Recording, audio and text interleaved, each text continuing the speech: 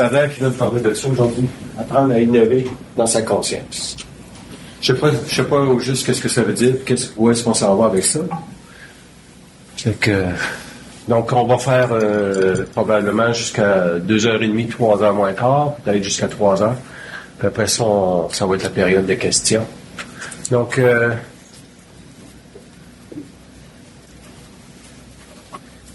une des premières choses qu'ils disent par rapport à ça, c'est pas facile. C'est pas facile d'apprendre à innover dans sa conscience parce que le mémoriel qu'on offre par rapport à nos vies est très lourd. Je pense qu'on n'a pas tellement l'idée de la difficulté qu'on a à se sortir du mémoriel de nos vies. Je pense que, à quelque part, oui, la conscience, c'est nouveau, mais le principe de la conscience n'est pas nouveau. OK? Il doit être articulé à tous les jours, dans ce sens qu'il doit être innové en sa conscience. Chaque individu doit, un jour, nécessairement regarder exactement à quel endroit où il y a peut-être un accrochage dans sa conscience, ou une faiblesse. Il appelle ça, tu sais, je pense qu'on a toute l'impression à un moment donné qu'on tourne en rond sur une situation. OK? Donc, cette situation-là devient extrêmement lourde à porter, éventuellement, parce que elle invite toujours le même constat par rapport à soi-même, on n'est pas capable d'être nouveau en sa conscience, on n'est pas capable de développer sur le moment présent une nouvelle façon d'aborder la situation.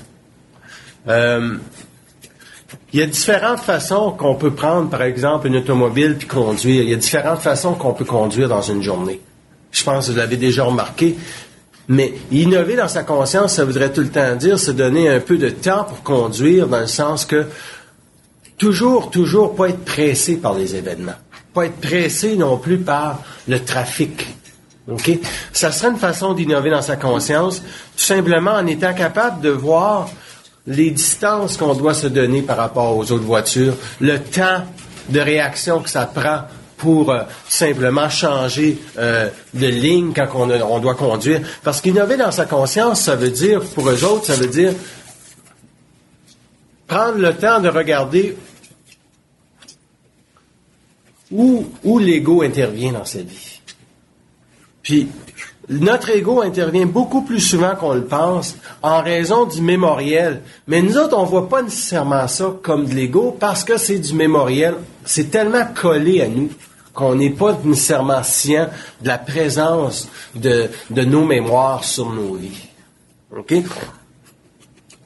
Par exemple, si vous êtes seul durant une journée et puis que vous voulez remplir votre journée, instantanément, vous êtes dans le mémoriel. On remplit pas une journée. On peut s'asseoir puis regarder exactement qu'est-ce qu'on veut faire de sa journée. Mais on remplit pas une journée. Le fait de remplir une journée, c'est tout simplement une façon que l'ego se donne pour pas s'ennuyer. OK? Souvent, on est propice à remplir ses journées. Souvent, on est propice à donc ça ouvre la porte au désir instantanément. Donc, aussitôt qu'on a un petit manque à gagner dans une journée où on a un vide, puis on n'est pas capable de supporter le vide, on va nécessairement tomber dans le mémoriel, puis on va réfléchir qu'est-ce qu'on doit faire durant sa journée. Puis là, l'ego va embarquer, puis il va y avoir un désir qui va être derrière ça. Mais ce désir-là, il est toujours attaché à nos mémoires. Il est toujours attaché à nos mémoires. Fait que, est-ce qu'il y a de la liberté dans nos vies? Il n'y en a pas tant que ça. Est-ce qu'on est intelligent dans nos vies? Pas dans cet cas-là. Rarement intelligent. Comment est-ce qu'on fait pour s'adapter puis innover dans sa conscience par rapport au fait que on vit énormément d'inquiétudes ou des craintes, puis ces craintes-là sont nécessairement reliées à un désir de combler un manque. Est-ce qu'on peut identifier nos manques dans une journée constamment? Un jour, on va devoir être obligé de le faire. On va être obligé de voir à quel moment donné dans sa vie il y a un vide. OK? Puis est-ce que ce vide-là est réel? C'est quoi un vide réel? Un vide réel, c'est un vide où il n'y a pas de pensée dans ta tête. Ça, c'est un vide réel. Tu peux avoir le simple sentiment qu'il n'y a rien qui tourne autour de ta tête. Tu as la conscience tranquille. Ça, c'est un vide réel. Ça, c'est pas un problème. Parce que dans ce temps-là, quand tu vis cette conscience-là, il n'y a pas de mémoriel. Donc, c'est très facile, par après ça, innover dans sa conscience parce que le fait que tu sois vide, tu vas tout simplement avoir aucun désir à t'apporter au niveau de l'ego. Donc, l'ego va être au neutre, puis là, tu vas pouvoir décider librement. Donc, c'est ce qu'il appelle une vie plus libre. Okay? Est-ce que, par exemple, si vous êtes en manque d'énergie d'une journée, si vous n'avez pas d'énergie, c'est à vous autres de regarder à quel point que vous êtes apte à gérer ce manque d'énergie-là. Comment vous allez le gérer? Moi, j'ai été malade la semaine passée. Puis il a fallu que je sois très, très près de moi-même, dans le sens que chaque déplacement que je fasse, je devais l'assumer dans le sens que je devais minimiser l'effort que ça me prenait pour pas tomber dans une fatigue intense.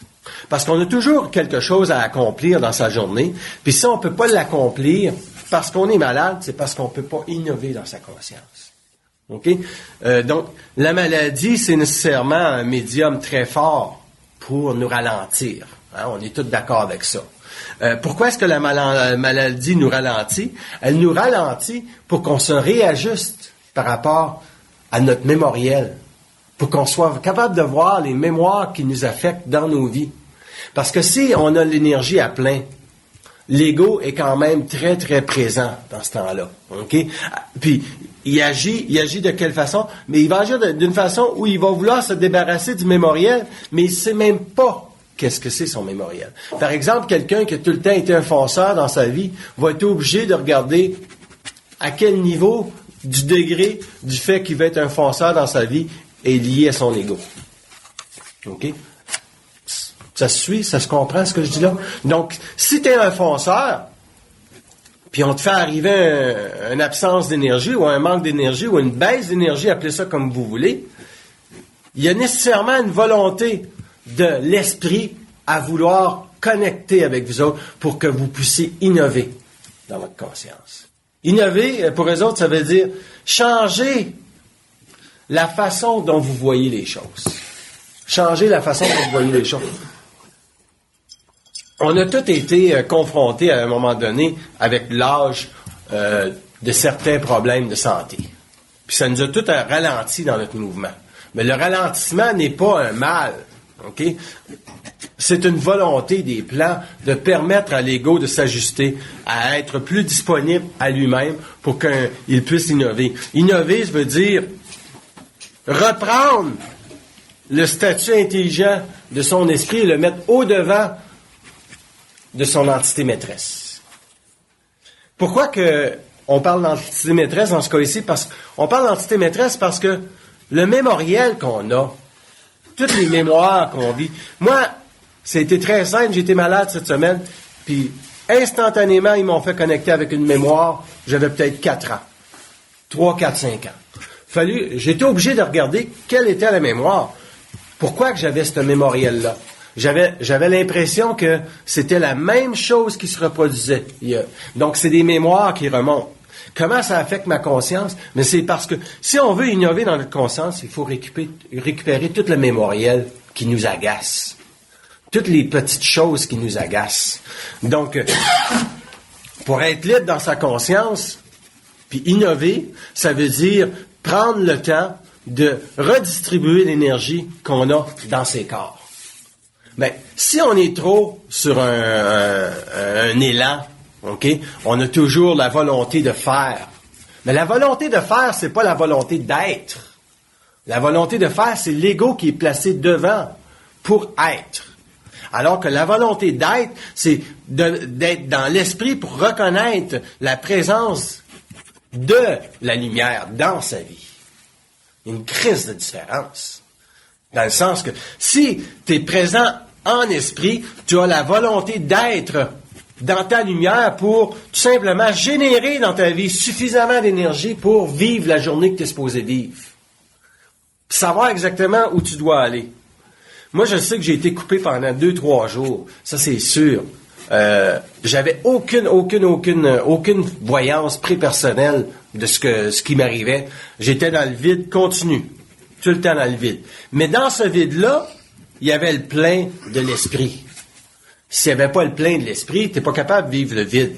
T'es pas capable de voir où est-ce que ça s'en va. Tu sais, quand ton oreille interne est toute déséquilibrée, puis tu te lèves debout, puis tu tombes presque ces murs, tu vas pas voir des médecins, mais tu dois avoir une idée de quelle présence t'habite à ce moment-là. Est-ce que la maladie t'amène nécessairement à être plus près de toi-même? Elle vous amène toujours à être plus près de toi-même, nous autres mêmes. Une baisse d'énergie, c'est la même chose. Une baisse d'énergie va vous...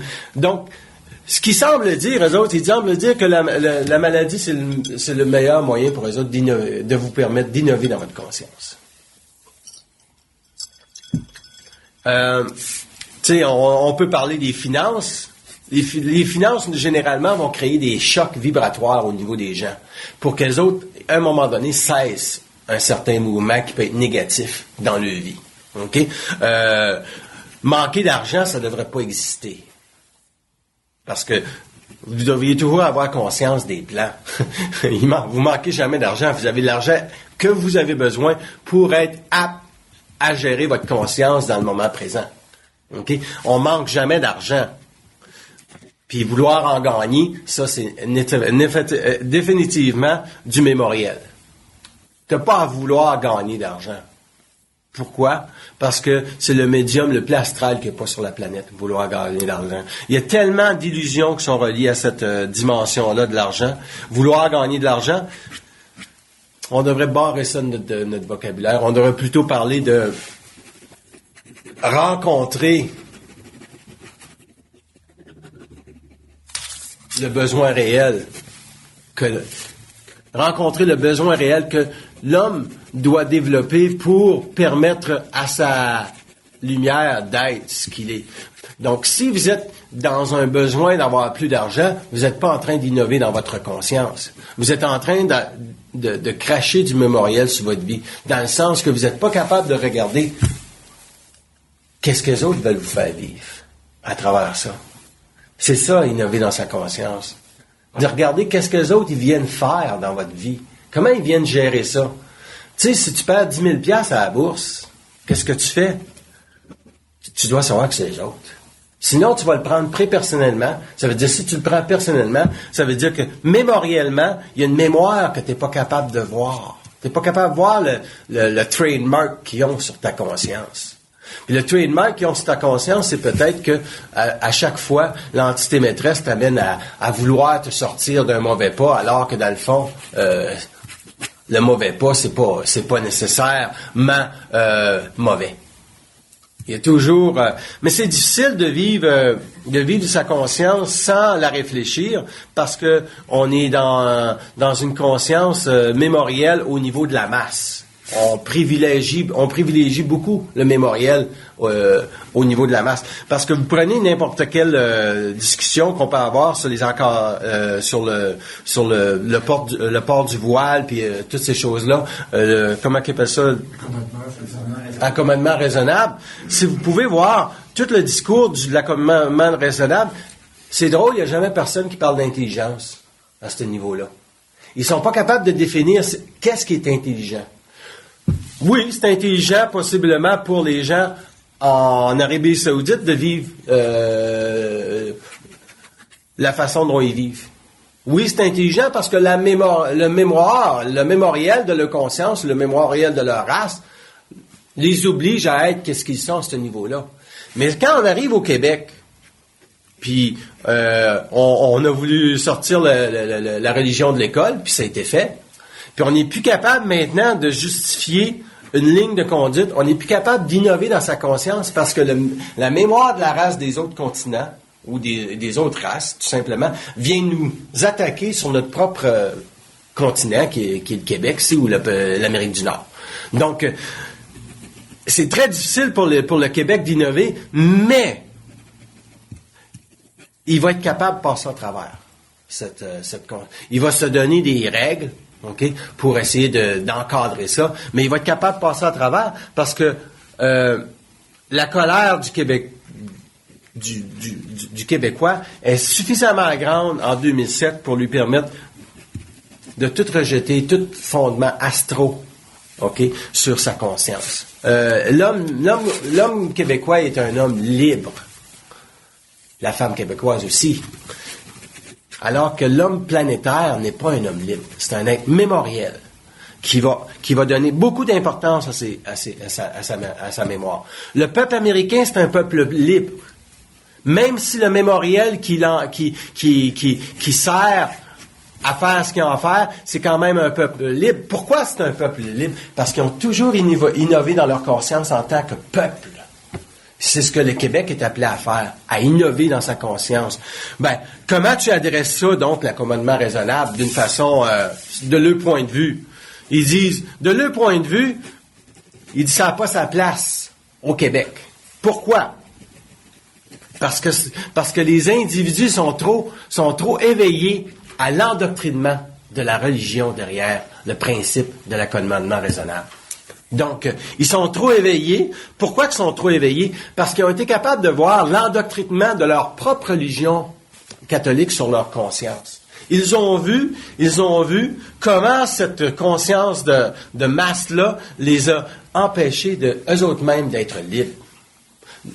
Si le peuple québécois est un peuple libre, en tant qu'il est en train de se construire, c'est un peuple libre au niveau de sa capacité à gérer ce qui vient d'ailleurs sur sa conscience. Ce qui vient d'ailleurs, on parle de toute l'astralité du monde de la mort, de tout du chevauchement de la noirceur sur... Il n'y a pas personne au Québec qui parle comme on parle. Je veux dire dans le monde.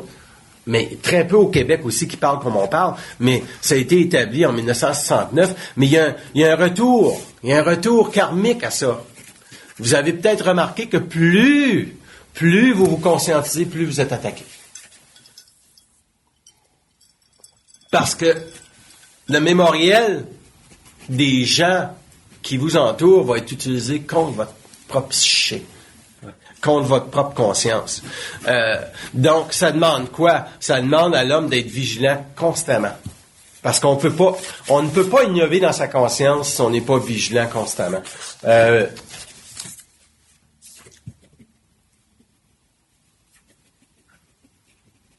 Vous pourriez dire donc que l'homme libre est un homme qui innove. Effectivement. On pourrait dire que l'homme libre est un homme qui innove. À quel moment donné il peut reconnaître dans sa vie qu'il est innovateur? Lorsqu'il est capable de regarder le point de vue. Ça veut dire qu'il faut que le contact soit très développé avec eux autres. Il faut que la présence... C'est sûr que quand eux autres te parlent pas, ils changent quand même ta vibration. Ils n'ont pas besoin... Vous allez vous apercevoir, vous n'avez pas nécessairement besoin de parler avec eux autres, puis vous allez voir qu'il y a juste quand même votre vibration. OK? Par contre, quand il n'y a pas de parole avec les plans, puis vous vivez votre vie, supposons vous vivez une journée assez difficile, soit que vous n'avez pas d'énergie, ou soit que ça n'a pas d'allure. Ben, vous auriez toujours être capable de voir à quel moment donné est-ce que vous devez vous retirer de l'expérience, prendre un recul. On devrait toujours être capable de voir ça. Moi, ça m'arrive souvent, je prends un recul. Ouais, ça va pas comme je veux. Mais je prends un recul. Mais, étant donné que le corps émotif est au neutre, il n'y a pas de mémoriel qui embarque. Je suis pas dans le duplicat de ce que j'étais avant. Je considère que à chaque moment que je suis présent, j'innove. À chaque moment que je suis présent à ce que je vis, je suis un innovateur. Puis un innovateur, c'est quoi? C'est un constructeur. Tu construis la vie. Ça veut dire que si tu construis la vie, tu défais. À chaque fois que tu construis un mouvement, tu défais une mémoire qui te relie au monde de la mort. Qui te relie à la mémoire de la race. On ne le voit pas, là, mais juste le fait de donner des conférences, ça change toute une conscience. Juste le fait d'aller à des conférences, ça change toute une conscience. Une personne qui pourrait rentrer ici, qui serait très, très, très astralisée, qu'est-ce que vous pensez qui se produirait? Elle pourrait rester, si à un moment donné, si la vibration permet de créer un espace-temps autour de sa tête. Sinon, elle va se sentir tellement agressée, elle va être aveuglée, puis elle va, puis toute son astralité va embarquer, puis ça va être 3x, tu sais, ça va être 3 fois plus élevé. OK? Puis, dans ces cas-là, les gens restent pas. Ils restent pas. Ils peuvent pas rester. Donc, être innovateur dans sa conscience va permettre à l'homme de dire à la lumière qu'est-ce qu'il n'aime pas de sa vie, mais aussi, regardez bien, de regarder la part de responsabilité de la lumière par rapport à sa vie. Nos vies, c'est pas nos vies. Ça, c'est dur en Christ à intégrer. C'est nos vies, c'est pas nos vies. Prenez un être comme Bernard de Montréal, a vécu les plus grands chocs de sa conscience en fin de vie. La maladie. Il a perdu beaucoup d'argent en bourse. Puis il a vécu ça en fin de vie. Allez donc y dire, dans ce temps-là, que sa vie, c'était sa vie. C'est assez difficile, hein? Pourquoi que nos vies, c'est pas nos vies? Parce que si vos vies seraient vos vies, vous ne seriez jamais des innovateurs. Ah oui, qu'est-ce qu'on serait? Vous seriez des égo-constructeurs. C'est quoi la différence? C'est intéressant, c'est la différence entre un égo-constructeur et un égo-innovateur. Un égo-innovateur, tu as l'esprit, OK, qui est présent. L'ego est ici. Tandis qu'un égo, c'est quoi un égo comment? Constructeur, c'est rien que lui.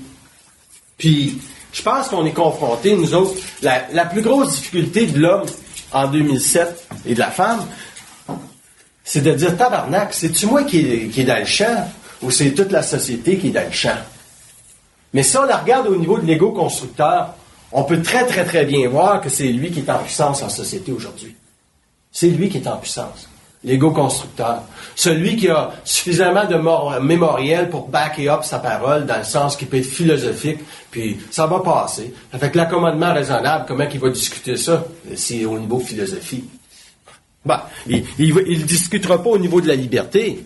Il va le discuter au niveau du droit. Parce qu'on est une société de droit aujourd'hui, que chacun a ses droits.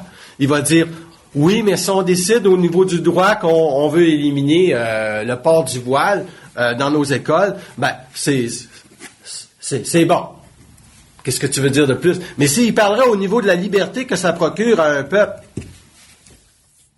OK, d'éliminer tout symbole religieux dans les institutions, qu'est-ce que ça permet? Ça permet de dévoiler le culte, instantanément. Ça permet de dévoiler le culte instantanément. Tu sais, le but d'enlever la religion de tous les mouvements de masse, ce serait extraordinaire. Ce serait extraordinaire. Il y aurait pu cette tragédie mémorielle-là de l'homme de vouloir être un constructeur. On n'a pas à construire. On a seulement à innover. C'est quelle est la différence entre construire? Construire, c'est vouloir se donner une vie au-delà de ses moyens. Innover, c'est de se donner une vie en deçà du désir de vouloir au-dessus de ses moyens. C'est de voir toujours la trappe qu'il y a, la trappe astrale, parce qu'on est confronté dans nos vies indirectement à voir quelles sont les trappes astrales qui nous guettent par rapport soit à notre argent, soit notre relation de couple, ou soit notre santé. Il y a des attrapes à tous ces niveaux-là. OK? Votre femme veut s'acheter une nouvelle, je sais pas moi, quelque chose, puis si on fait obstruction à ça, puis on dit, financièrement, on devrait peut-être attendre, puis on n'est pas capable de voir qu'elle, ça fait partie de son innovation de s'acheter quelque chose. Donc, il y a une absence de liberté ici dans le couple. Instantanément. Parce que ça fait partie peut-être de son innovation d'aller chercher un nouveau foulard, des nouveaux gants. Puis, si on regarde ça du point de vue de l'argent, on est toujours astralisé. Puis c'est pour ça que nos vies, c'est pas nos vies. Puis le meilleur moyen de nous faire comprendre que nos vies, c'est pas nos vies, c'est au niveau de l'argent. Puis après ça, c'est la santé, c'est sûr. C'est sûr. Mais quand t'as bien de l'argent, c'est sûr que tu veux rester le constructeur. Parce que t'es convaincu que c'est toi qui as tout généré cet argent-là. Et c'est totalement faux. Totalement faux. Eux autres, ils savent exactement qu'est-ce que doit être votre compte en banque. Pas une scène de plus, pas une scène de moins. Ils savent exactement comment vous devez avoir dans vos poches aujourd'hui pour vivre telle insécurité ou telle liberté. Ils savent exactement si vous allez être fatigué aujourd'hui ou si vous ne serez pas fatigué. Ils ont totale présence sur vos vies, mais nous autres, on n'a pas de totale conscience de leur présence sur nos vies. Et c'est pour ça qu'on n'est pas des innovateurs. C'est pour ça qu'on n'est pas des innovateurs. On est des ramasseurs. On ramasse notre vie constamment. Parce qu'on vit du mémoriel. Comment est-ce qu'on abat le mémoriel? C'est dans la présence de savoir que il y a une game qui se joue. Tu sais, c'est sûr que dire que life is a game, puis de savoir que life is a game, il y a une différence. Hein? On peut le dire, life is a game, la vie c'est un jeu. Mais de vraiment savoir que c'est un jeu, puis de savoir exactement qu'est-ce qu'ils sont en train de faire avec toi. Puis même s'ils te le disent pas tout de suite, qu'est-ce qu'ils veulent faire avec toi, ils vont être obligés de te l'expliquer plus tard. OK? Tu sais, c'est aussi simple que... Moi, l'autre jour, je stationne à un endroit que je stationne toujours. Vendredi après-midi, fin de journée, il est 4 heures. J'ai 1 heure. Il y a environ 4 heures, puis le stationnement ferme à 5h30, puis t'as pas besoin il n'y a pas de parcomètre. Mais ils ont trouvé le moyen d'envoyer quelqu'un. Okay? Ils ont trouvé le moyen d'envoyer quelqu'un, un zélé, à la fin de la semaine, parce que le samedi, à Ottawa, tu payes pas de frais de parcomètre, puis etc. C'est pas comme à Montréal, ici, ils sont complètement débiles, ici, à Montréal. Là. Mais ils ont trouvé le moyen de me mettre un ticket sur mon auto. Ils ont trouvé le moyen.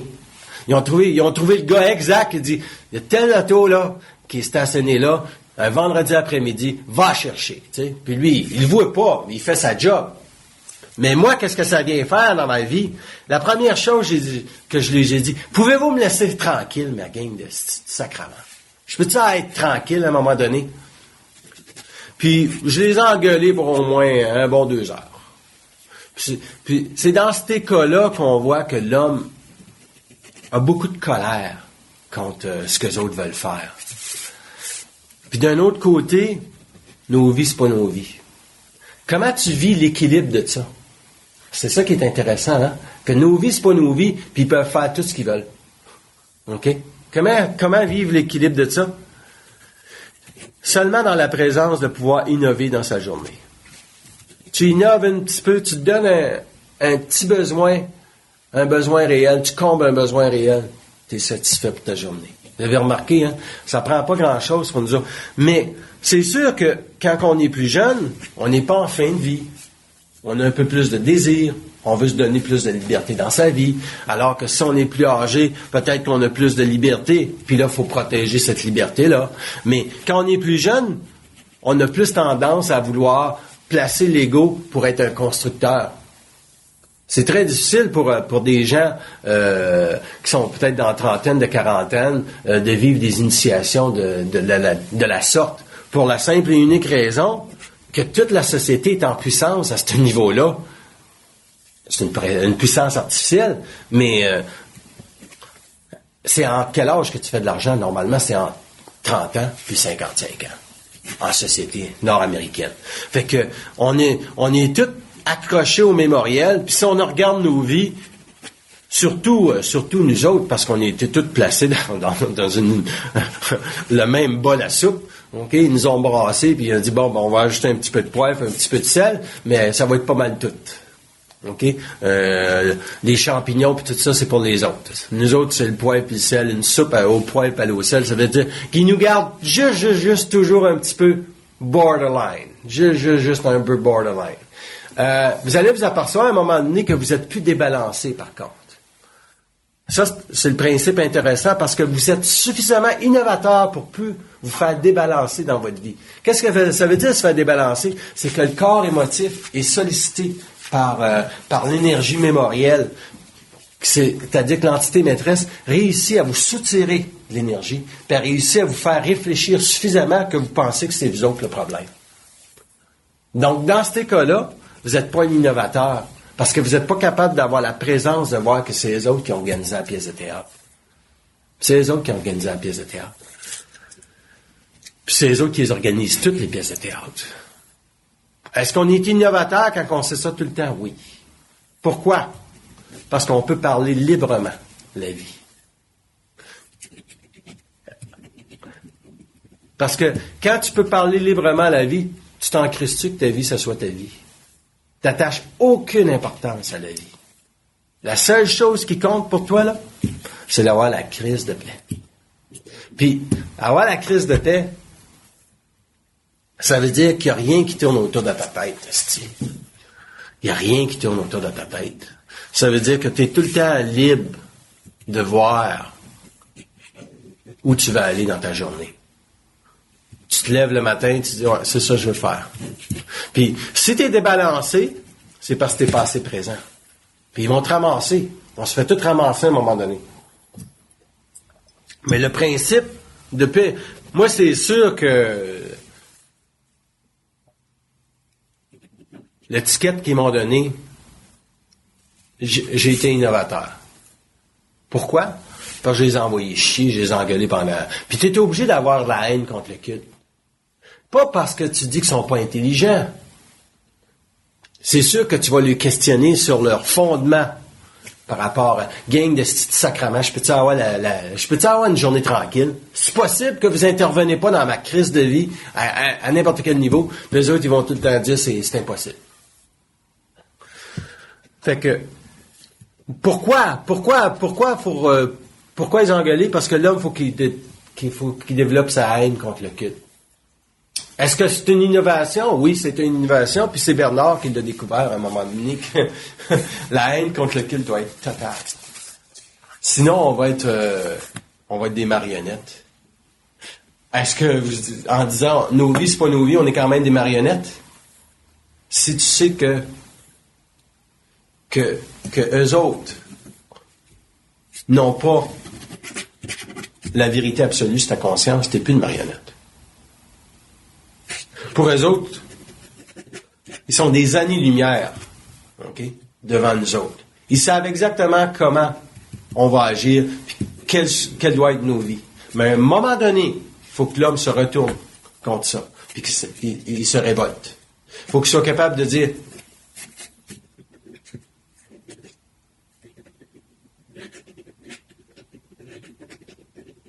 je dois avoir plus de voyance par rapport à ma vie. Il faut que l'homme, dans sa haine, la haine qu'on a contre le culte, c'est tout simplement pour développer. Quel est le combat qui se fait? Ça amène le culte à reconnaître le degré de ta présence. Tu sais, maintenir une colère 2 heures de temps, là, faut le faire. Faut que tu sois en tabarnak. Mais c'est pas un mandat de l'ego. C'est un état vibratoire. Puis là, hey, c'est encore drôle, ça, hein? Et puis là, ils peuvent vous dire, ben, savais-tu que c'est nous autres qui fait que tu es en colère? Je dis, ça, c'est faux. Il dit, effectivement, c'est faux. Ça, c'est notre innovation dans notre conscience. Ils pourront jamais vous retourner votre colère pour vous dire que c'est nous autres qui te met en colère. Non. Parce que sans ça, on n'aurait plus de liberté. Êtes-vous d'accord avec ça? Oh, oui. Hein? Vous êtes d'accord avec ça? Ça se voit, ça se sent. Donc, à quel moment donné l'homme va expérimenter ça? Il faut que son corps émotif soit pratiquement neutre. Parce que s'il est débalancé, il va générer un courant astral dans sa conscience. Il va s'astraliser lui-même puis il ne le verra pas. OK? Donc, sa colère ne sera pas froide, mais ça va être colérique. Colérique dans le sens que il va vouloir que l'ego soit le constructeur et non que l'ego soit fusionné avec l'esprit. C'est une fusion, vivre une colère. C'est une fusion, innover. Apprendre à innover dans sa conscience. Parce que ça va vous demander de vraiment regarder c'est quoi votre contact avec le Christ. C'est quoi? À qui vous parlez? À qui vraiment vous parlez? Est-ce que tu parles à ton entité maîtresse? Ou est-ce que tu parles à ton double? Ou est-ce que tu parles à une entité désincarnée? Ou quoi que ce soit, qui est autre que ton entité maîtresse? Puis ça, vous êtes obligé de l'identifier. Surtout en 2007. Surtout parce qu'on est sensible. Il y a une sensibilité qui croit. Puis moi, ce que je regrette le plus de l'accommodement raisonnable, c'est que les gens ne voient pas la sensibilité cachée derrière ces événements-là. L'accommodement raisonnable, c'est l'endoctrinement de la religion sur une personne quand on laisse un constat dans une société nord-américaine comme le voile être porté. Est-ce qu'on peut aller expliquer à une fille qui porte une mini-jupe la même chose? Effectivement. Elle est endoctrinée par le sexe. C'est le même constat. C'est sûr que le monde musulman peut toujours utiliser comme constat, regardez, vos filles sont presque déshabillées, sont presque nues. Oui, mais l'argument est bancal. Pourquoi? Parce que c'est deux énergies astrales qui se relancent. Fait que on peut pas traiter d'intelligence. Faut reconnaître. C'est pas parce que les jeunes filles font du tattoo et du piercing aujourd'hui qu'ils innovent dans leur conscience. C'est un mouvement astral sur leur conscience. C'est un mouvement qui dicte un attachement à la masse, tout comme l'accommodement raisonnable. À toutes les fois qu'on fait un accommodement raisonnable, on fait un attachement à la masse. Parce que on n'est pas capable de dévoiler qu'une société libre, c'est une société qui peut innover au niveau de sa capacité à dire à l'homme quel sera pour lui son devenir demain. Et c'est ce que ça fait la conscience. C'est ce que je fais comme travail, moi. J'ai l'acuité vibratoire pour voir où l'homme doit s'en aller demain. Et ma façon pour moi d'innover dans ma conscience, c'est de donner des conférences. C'est d'aller montrer à l'homme que, oui, il y a un chemin qu'on peut suivre, et ce chemin-là ne se construit pas sur le dos d'une société ou en société, mais il se construit seul, chez soi, avec soi-même, en découvrant qu'est-ce qui chevauche sa conscience. Qu'est-ce qui chevauche votre conscience? Est-ce que l'entité maîtresse a été dévoilée? L'entité maîtresse, ça apporte un nom, ça a une vibration, ça a une coloration. Cette coloration-là va rester constamment, OK, pour permettre que l'esprit descende. Est-ce qu'on dévoile l'entité maîtresse avant de connecter avec son esprit? On connecte avec son esprit, puis après ça, on dévoile l'entité maîtresse. On ne dévoile pas l'entité maîtresse. L'entité maîtresse, par contre, si on regarde dans sa propre psychologie, si on n'a pas l'esprit pour parler avec l'invisible, on peut voir qu'il y a une certaine faiblesse au niveau de sa conscience. Il y a des gens que ça peut être tout simplement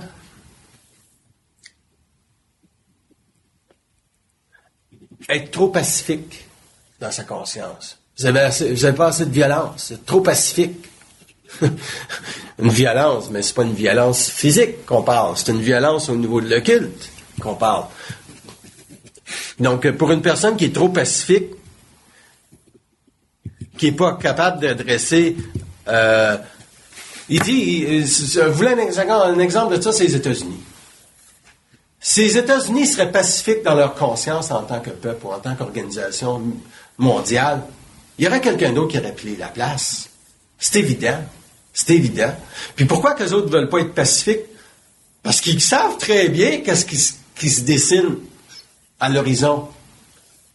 Il se dessine un endoctrinement religieux incroyable au Moyen-Orient. OK? Puis c'est pas pour rien qu'Ahmadinejad veut éliminer Israël. Ça veut-tu dire qu'Israël doit être éliminé parce que pour abattre les religions? Non, c'est pas ça le point de vue. Le point de vue, c'est de voir que le médium qui est utilisé présentement, c'est le pacifisme sur la Terre pour empêcher l'homme d'innover. Tu sais, lorsque les États-Unis vont peut-être aller en Iran, parce que c'est fort possible, pourquoi qu'ils vont aller en Iran? Parce qu'ils vont innover. Pourquoi qu'ils vont innover? Parce qu'ils vont dire, tout le monde nous dit de pas y aller, il va pareil. Est-ce que c'est intelligent? Pourquoi que ça ne le serait pas? C'est ça la question. Comment est-ce qu'on fait pour savoir que c'est intelligent, qu'est-ce que les États-Unis font? Il faudrait seulement regarder le rayon de la liberté que peut créer le mouvement des États-Unis dans un milieu pareil. Parce que il y a une chose que l'on peut donner à l'Amérique, c'est l'éducation. Elle veut éduquer son peuple. Est-ce que ça, c'est innover? Effectivement, c'est innover. C'est la plus grande valeur. Éduquer les gens. Et c'est ce qu'on ne fait pas dans ces pays-là. On ne veut pas le faire pour maintenir la corruption, maintenir le statu quo. Donc, c'est pas pour rien que tous les plus grands scientifiques, à un moment donné, vont tous passer par les États-Unis pour étudier. Même s'ils viennent d'autres pays dans le monde.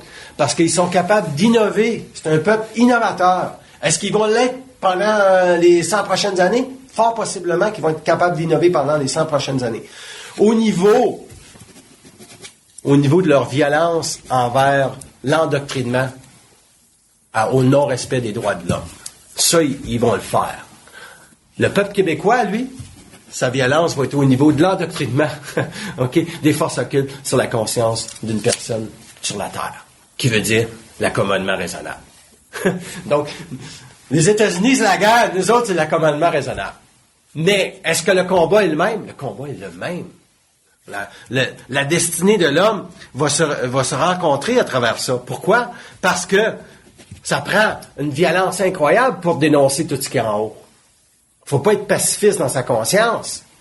Faut pas avoir de naïveté. La grande qualité du peuple américain, ils sont pas naïfs. La grande qualité du peuple québécois, c'est qu'il y a une grande violence et une grande colère contre le culte.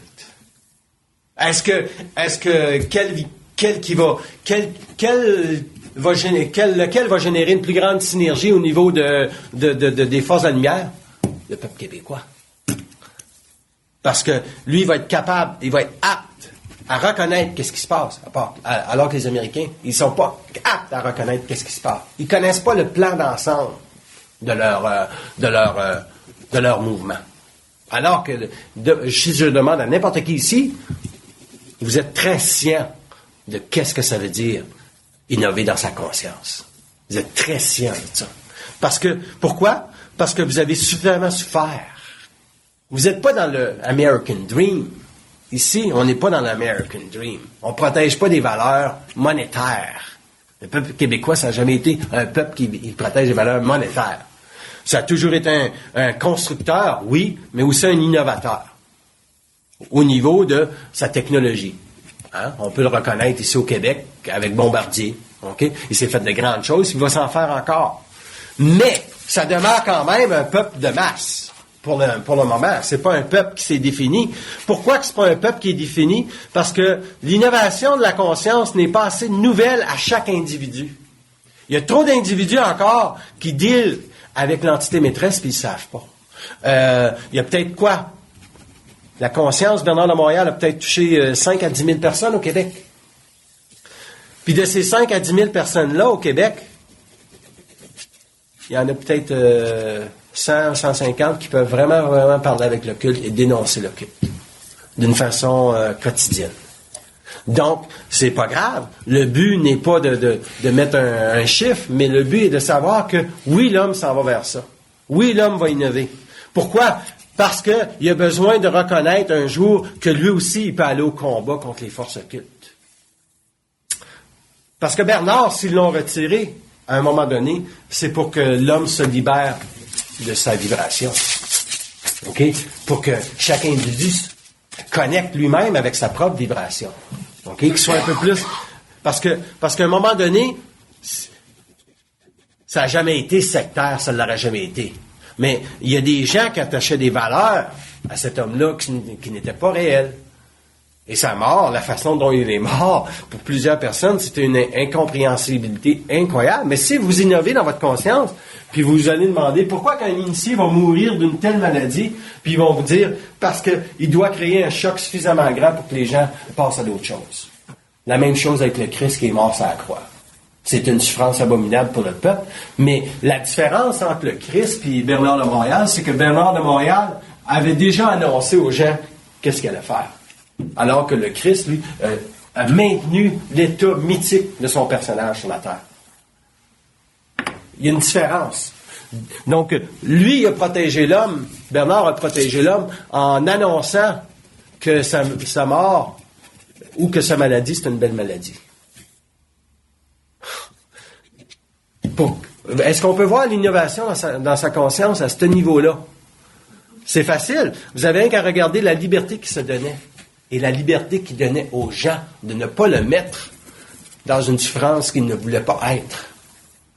Tu sais, on projette beaucoup sur l'autre. On projette beaucoup parce que on s'imagine que lui, il a l'affaire. Mais si lui, il a l'affaire, puis il meurt d'une telle façon, puis il n'est pas capable de nous renvoyer l'illusion qu'il a l'affaire, on ne découvrira jamais que nous autres aussi, on a l'affaire. Parce que c'est tout un endoctrinement. Le gourou. OK? N'importe qui veut être un gourou. N'importe qui veut faire de l'argent, il va être bien, besoin d'être un gourou. Facile de faire de l'argent pour être un gourou. Tu sais, t'éduques pas les gens. Tu donnes l'impression que leur puissance elle passe à travers la tienne. Puis tu deviens un gourou instantanément. Tu nous donnes l'impression qu'ils ne peuvent pas devenir libres, qu'ils ont besoin de toi. T'es fait à l'os. Quand tu vis cette impression-là, tu n'innoves pas dans ta conscience, tu deviens mortel dans ta conscience. Tu meurs à chaque jour. Parce qu'innover dans sa conscience, innover au niveau de sa vie, même si c'est pas ta vie, ça veut dire se donner de la liberté. Puis comment tu te donnes la liberté? Ben, si tu dois travailler 25 heures par semaine pour payer tes choses, ben c'est ça, donner la liberté. Est-ce que en travaillant 50 heures, tu vas te donner de la liberté? Non. C'est une illusion. Tu n'as pas à travailler plus fort. Tu as juste à identifier qu'est-ce que tu dois faire pour te donner de la liberté. Parce que l'argent, c'est une illusion. On ne pourra jamais innover dans sa vie au niveau de l'argent. Parce que il y a toujours des conditions qui sont pas réelles. Par exemple, vous voulez vous acheter une nouvelle voiture, puis là vous dites je vais travailler un petit peu plus fort pour aller chercher cette nouvelle voiture-là. Mais il va vous arriver quelque chose d'autre si vous n'avez pas à l'avoir, la voiture. Fait que votre argent va aller ailleurs. Vous allez, je sais pas, vous allez casser vos lunettes, ou je sais pas, il va toujours se passer quelque chose. Parce que leur présence à eux autres sur nos vies est plus grande qu'on le pense. À quel moment donné qu'on se démarque de leur présence pour être soi-même l'auteur de sa vie, qui veut dire innover, ça c'est intéressant, ça. Quand vous n'avez plus de désir, quand vous n'avez aucun désir par rapport à votre vie. Comment est-ce qu'on peut reconnaître dans une journée qu'on n'a pas de désir? C'est que vous avez la volonté réelle d'être ce que vous êtes. Donc, si tu dis, ben moi je vais aller prendre un bon café, tu vas prendre un bon café. C'est un besoin que tu te donnes. Alors que, ben là, peut-être ça serait bon d'aller prendre un café. Déjà là, tu n'es pas assez près de toi-même. Tu es dans la volonté de faire quelque chose pour combler un vide. Donc, une baisse d'énergie dans une journée, on en vit toutes. On peut pas tout le temps être à bloc. Mais c'est dans ces moments-là les plus critiques qu'on peut examiner le degré de sa présence avec les plans. Le degré de sa présence avec les plans.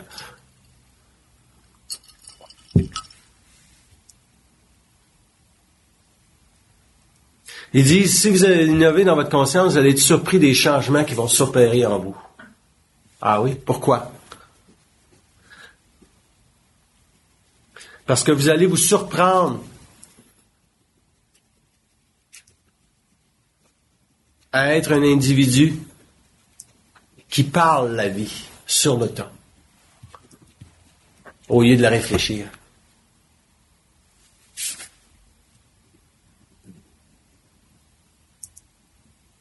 Ils disent, vous devriez tout savoir où est-ce que votre vie s'en va. Vous devriez tout le savoir. Comme toi, Pierre, tu devrais quand même savoir où est-ce que ta vie s'en va. Regarde, vous avez une maison, vous êtes à la campagne, vous êtes bien, on retire vos énergies. Pourquoi qu'on retire vos énergies? Parce qu'on veut que vous appréciez l'endroit que vous êtes dedans. On veut que vous appréciez à trouver le temps que vous avez besoin pour aller prendre une petite crise de marche avec votre chien. Là. Même si tu fais le tour du char 2 fois, Chris, tu vas dans le parking, tu dis, la marche est finie, la marche est finie. Alors que, tu sais, Pierre, avant, ça serait Pierre qui va aller marcher 3000 ou 3 kilomètres. Donc, ils vont vous ralentir, hein. Ils vont vous ralentir. Moi, ils m'ont ralenti cette semaine. Ça fait longtemps, Nestie, j'avais pas pris une culbute de même. Mais c'était nécessaire pour que je puisse regarder davantage ma vie. Parce que, n'oubliez pas, on a toute une faille majeure. Puis quand cette faille-là majeure embarque, c'est là qu'on est le moins un innovateur. C'est là qu'on... Un jour, il faut être intelligent sur le tas. Pour vivre la liberté dans l'intelligence, il faut que tu sois un jour intelligent sur le tas. Il faut que tu changes quelque chose que tu vis depuis des années ou depuis des semaines. Il faut que tu sois capable de faire complètement l'opposé de ce que tu aurais fait normalement. Puis ça, c'est pas facile parce que on n'a pas été amené à apprendre que c'est toujours eux autres qui nous poussent au dégât de nos vies. Ils vont nous amener jusqu'au suicide. Hein? Ils peuvent le faire. Ils peuvent le faire. Ils peuvent nous amener jusqu'à crever pour la game, comme on dit. Oui, life is a game, mais tu vas peut-être crever pour la game. Il y a des gens, là, qui ont fait des faillites, même si c'est des gens qui sont dans la conscience. Pourquoi? Parce qu'ils n'ont pas été capables un jour de mettre un stop à la présence des forces astrales sur leur vie, au mémoriel des forces astrales sur leur vie. Il y a des gens qui vont être des dominateurs toute leur vie. Ils vont dominer les femmes toute leur vie. Parce qu'ils ne sont pas capables de voir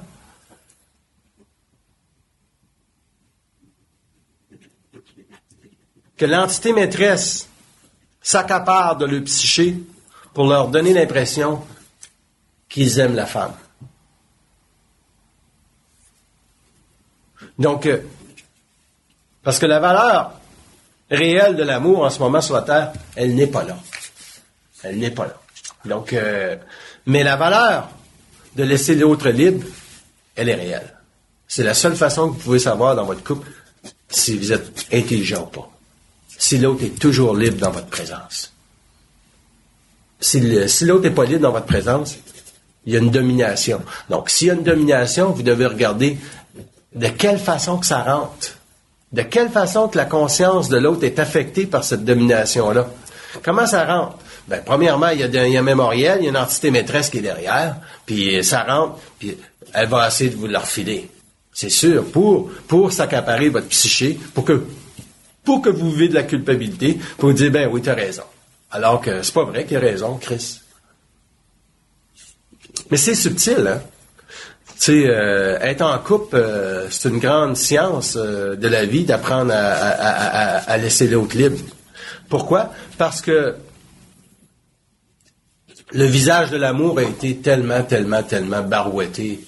Donc on parle jamais de liberté. Hein? dans l'amour. Puis pourtant, c'est la seule condition qui est préalable. Okay? Donc, c'est la même chose pour apprendre à innover dans sa conscience. Quelle liberté que ça te donne.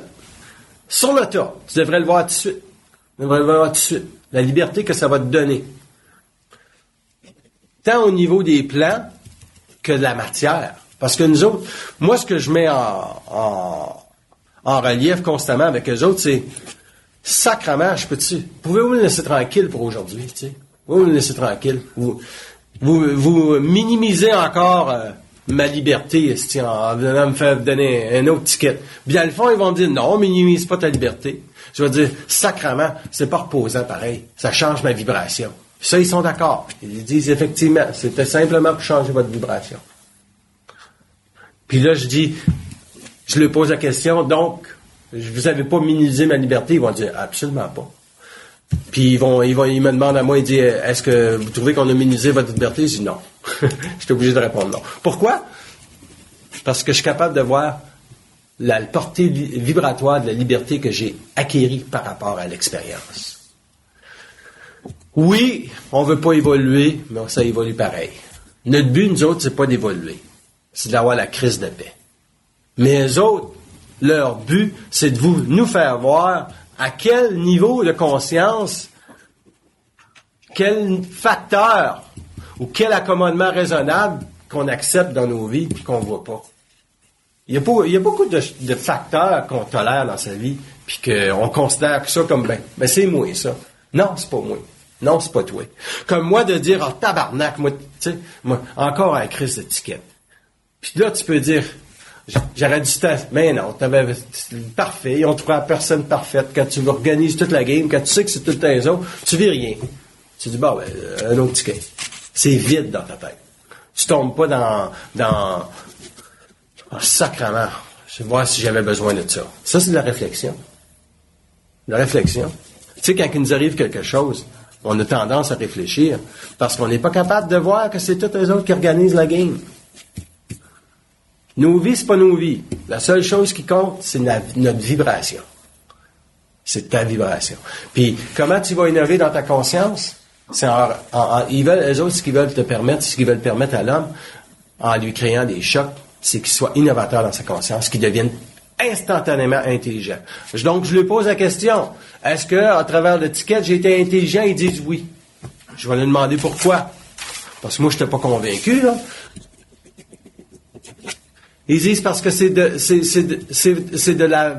la capacité à l'homme de se mettre en volonté instantanément qui est important pour eux autres. Il y a aucune absence de volonté. Il n'y a aucun défaitisme. Il n'y a aucune parce que quand on est en colère contre le culte, on peut pas rentrer dans une forme égoïque. Dire, c'est bien, vous autres, c'est une gang de malades, puis eux autres, ils vont dire, non. Parce qu'il y a une souffrance qui est rattachée à ça. Il y a toujours une souffrance psychique qui est rattachée à n'importe quel choc vibratoire qu'ils veulent te créer. Et c'est de là qu'on devient des innovateurs dans notre conscience, si on n'est pas débalancé. Si on est débalancé, le choc vibratoire qu'ils vous font vivre, c'est pour travailler le mémoriel. Puis là, le mémoriel reste longtemps. Donc, vous ne pouvez pas rentrer en conscience vibratoire au niveau de la vibration, de savoir que vous devez tout le temps haïr les hosties. Vous ne pouvez pas le vivre parce qu'au niveau du corps émotif, l'énergie se trouve ici. Elle se trouve au niveau du plexus. Donc, vous n'avez pas la froideur, l'acuité vibratoire froide de le dire, mangez donc toute de la merde. Puis quand ils font vivre à l'homme un changement vibratoire, il y a toujours une raison pour.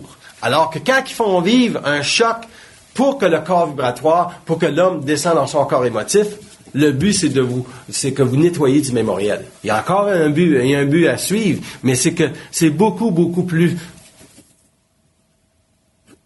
difficile de remonter la pente par après. Parce que on perd énormément d'énergie, puis eux autres, c'est sûr qu'ils connaissent le côté astral de l'homme.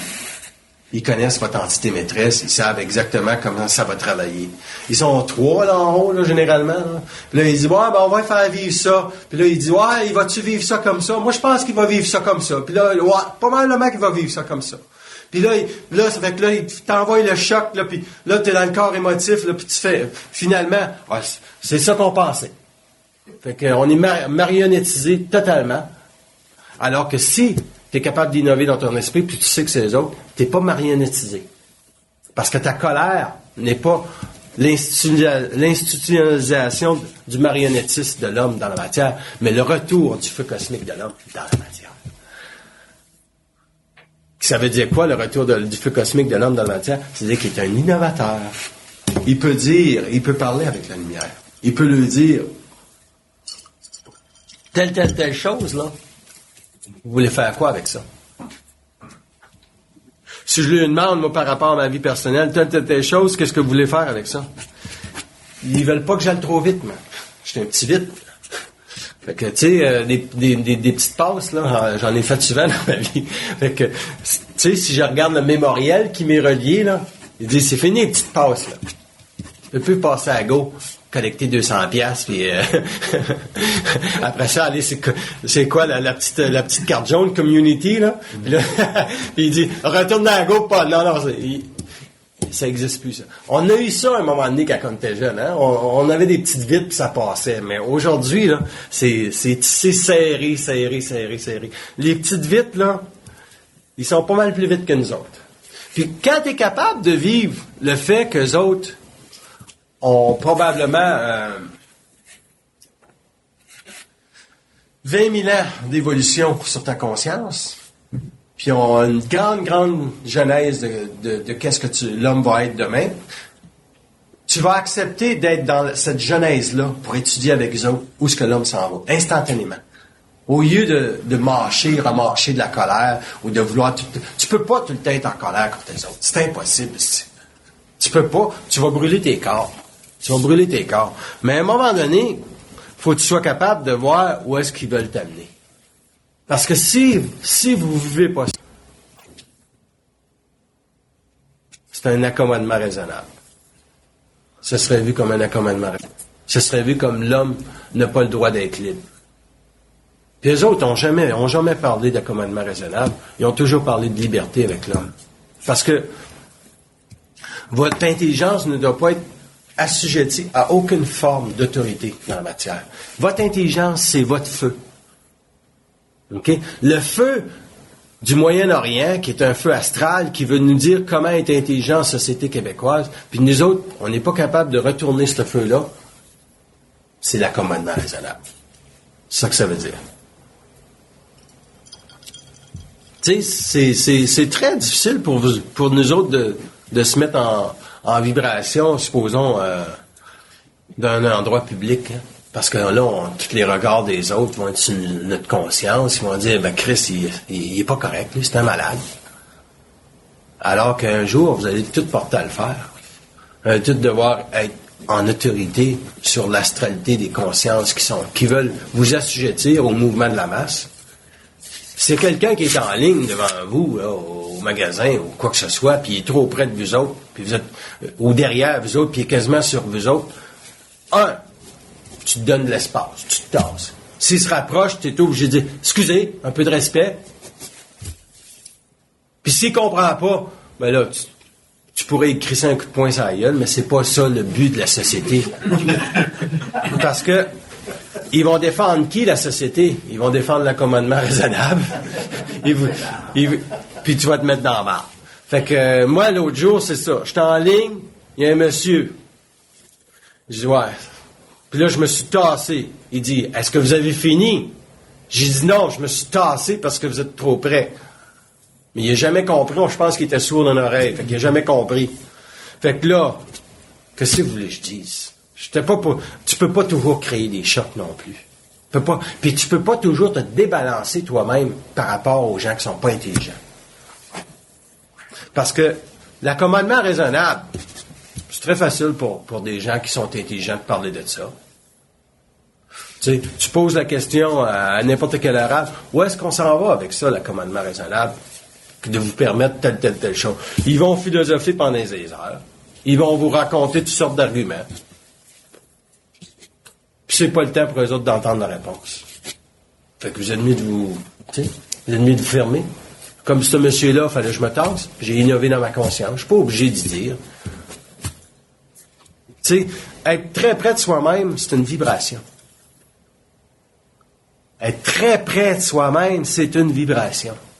Puis pour être près de soi-même, il faut que tu ailles vers quelque part, instantanément dans ta conscience, où tu devais être intelligent, puis tu l'as été, qui veut dire que tu as appris à innover dans ta conscience sur le tas. Tu es en voiture, il y a quelqu'un qui te dépasse, puis qui te coupe. Il a dit de la place. Innovation dans sa conscience.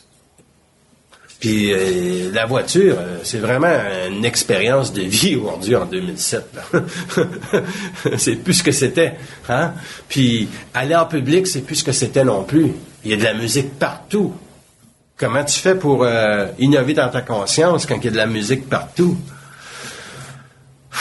Tu te crées une bulle autour de ta tête.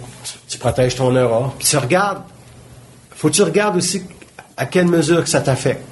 Parce que ça va toujours vouloir pénétrer. Moi, il y a un petit café que j'aime bien, mais il y a des fois, la musique, c'est bordélique. Puis j'ai pas toujours le goût d'aller leur dire de baisser la musique. Fait que je surveille vraiment, vraiment le point d'ancrage de la musique sur ma conscience, à quel degré que ça m'agace. Puis après ça, j'élève mon taux vibratoire, puis je peux rester là un petit peu plus longtemps. Je vais peut-être lire les sports. Besoin de mon concentration avec le, tu sais. Mais parce que sinon, on va toujours être innover en sa conscience, ça ne veut pas dire changer la société. Ça veut dire se changer soi en société. Se changer soi en société. Laisser la merde descendre, parce qu'elle va descendre, hein. Ça va descendre. Puis par exemple, ne pas embarquer dans des discours anti-américanistes. Vous ne pouvez pas embarquer dans des discours comme ça. Pourquoi? Parce que vous baissez votre taux vibratoire. Vous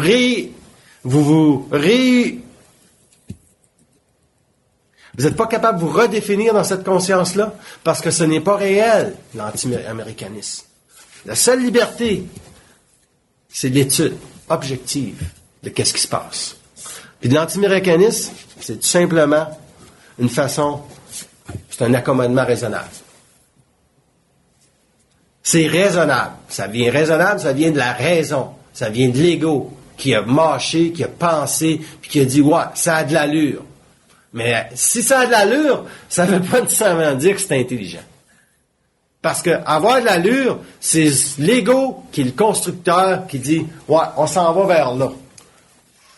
C'est acheter un gros terrain en Floride puis vouloir construire des condominiums alors que celui qui est le moindrement scient de qu'est-ce qui se passe au niveau climatique n'ira jamais près des océans des années qui s'en viennent. Perdre son argent, c'est ce qui s'en vient. La société va vivre la plus grande débarque qu'elle a jamais vécue au niveau financier. Le crash économique de 1929, c'est rien. Parce que les riches étaient protégés derrière ça. Les riches ne seront pas protégés par le crash qui s'en vient. Pourquoi ils ne seront pas protégés? Parce que l'innovation de la conscience a toujours été reliée à la capacité de se protéger au niveau de l'argent. Mais ils n'ont jamais été capables de se protéger, d'innover au niveau des forces occultes. Qu'est-ce que vous pensez qu'ils vont faire? Ils vont retourner dans les églises. Ils vont prier.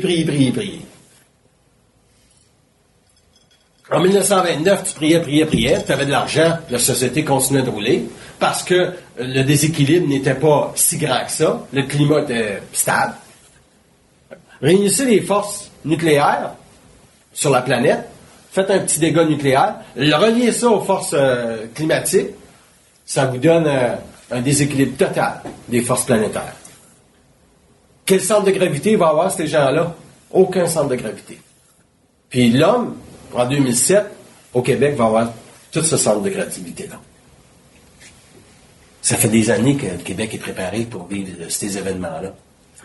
Est-ce que ça va être publié à grand ouvrage? Jamais. Ça va être connu, ça va être reconnu, par contre, en 2025-2030, que le Québec, c'est un grand peuple! On arrête.